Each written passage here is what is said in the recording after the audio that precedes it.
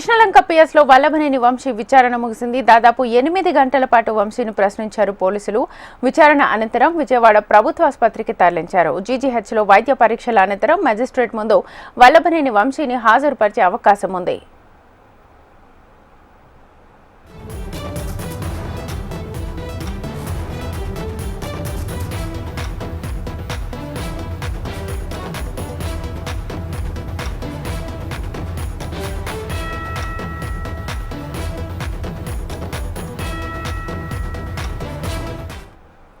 Krishnalanka PS లో వల్లభనేని వంశీ విచారణ ముగిసింది. దాదాపు 8 గంటల పాటు వంశీని ప్రశ్నించారు పోలీసులు.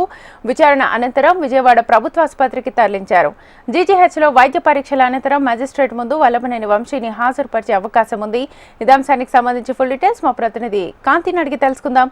కాంతి, కృష్ణలంక పిఎస్ లో వల్లభనేని వంశీ విచారణ ముగిసింది. దాదాపు 8 గంటల పాటు వంశీని పోలీసులు విచారించారు. కాసేపట్లో ప్రభుత్వ ఆసుపత్రి నుంచి జడ్జి క్వార్టర్స్ కి వంశీని తరలిస్తారు. ప్రస్తుతం అయితే ఆయన ప్రభుత్వ ఆసుపత్రిలో అక్కడ ఏదైతే వైద్య పరీక్షల నిమిత్తం ప్రభుత్వ ఆసుపత్రికి తీసుకొచ్చారు. అయితే దీనికి పరీక్షల అనంతరం కోర్టులో హాజరుపరుస్తారు. అయితే ఇప్పటికే కోర్టుకి భారీగా వల్లభనేని వంశీ తరఫున అనుచరులతో పాటు న్యాయవాదులు దాదాపుగా మధ్యాహ్నం నుంచి కూడా కోర్టులోనే ఉన్న పరిస్థితి అయితే ఉంది. అయితే భారీగా కృష్ణలంక పోలీస్ స్టేషన్ వద్ద కూడా వల్లభనేని వంశీ అనుచరులు వచ్చి నినాదాలు చేయడంతో పోలీసులు వారందరినీ కూడా తరలించారు. అయితే ప్రస్తుతం వైద్య పరీక్షలు చేయించుకుంటున్నారు వంశీ.